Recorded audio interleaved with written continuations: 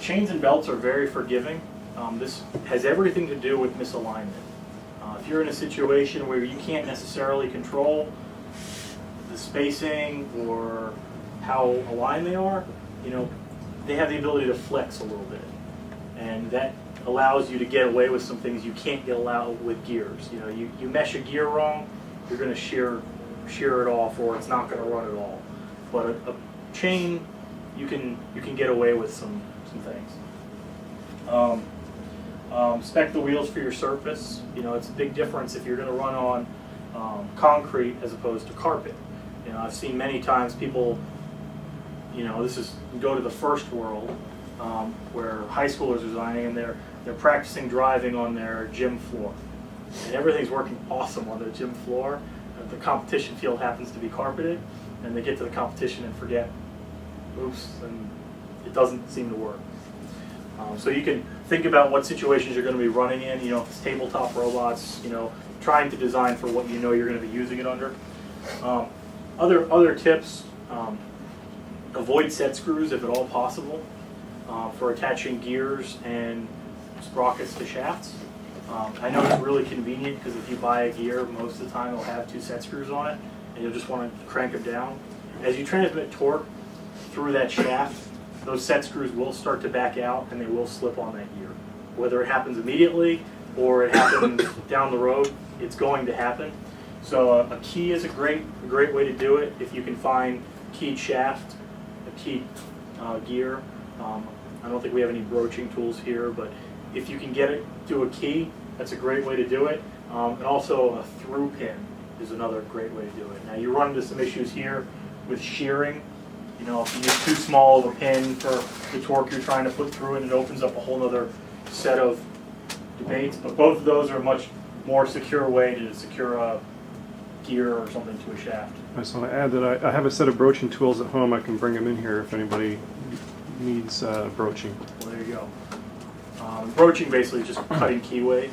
If you have a circle, cutting an internal square hole doesn't seem like an obvious thing to do, but you basically jam an inclined cutter through it. So the farther it cuts, the more material it takes off, and you cut them to size. I'm sure Glenn would be glad to give you a demonstration of how that works. So screws will work a lot better though if you run a little flat on the shaft. That is true. That is true. If you do have a flat, they're much better because then you're not completely relying on the push force of the screw on the shaft, because you've got a little bit of, you're fighting the pin load on the screw at that point, but they're still not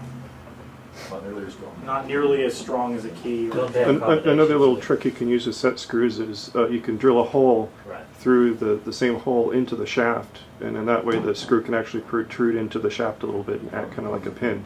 Yeah. Other things you can also do with set screws, put a second set screw in the hole.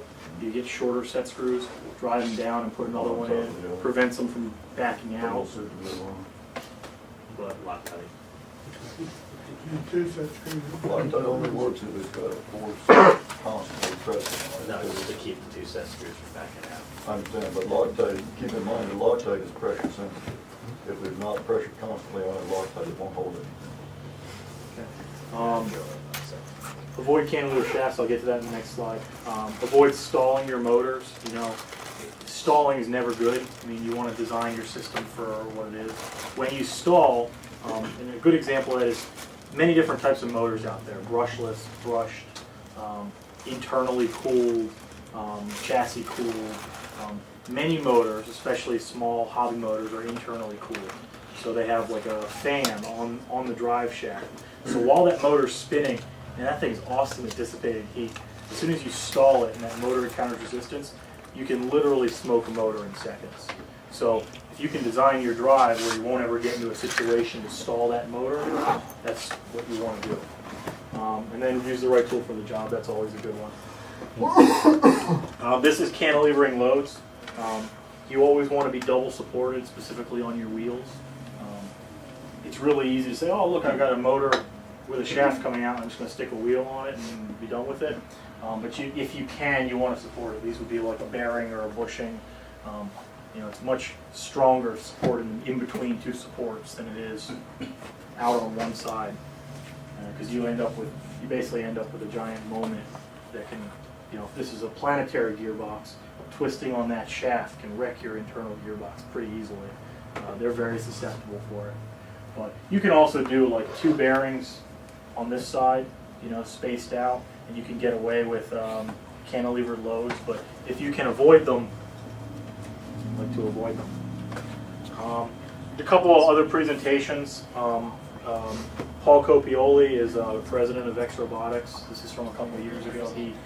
He did a presentation on drive systems. This gets into a little bit more on the deciphering motor curves, deciphering motors, you know, designing gearboxes for amperage consumption, but specifically for the first robotics world, where you're limited on batteries and amperage and these specific motors and things. So it's a very direct presentation, but there's a lot of great information in there.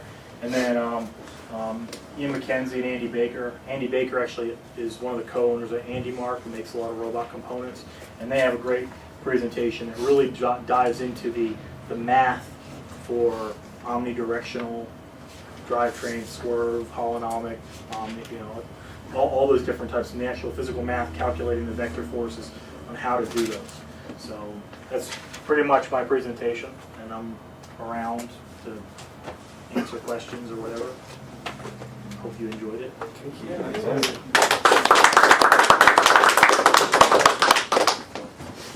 That's what I brought. Like I said, I'm happy to go into any more deep discussions of anything else. And this is not a substitute for picking up a machinist handbook sometime, but it'll get you started. At least some things to think about. Anybody have any objections if we post excerpts to this to the boys' FLL website? Don't mind at all. Anybody? Nope.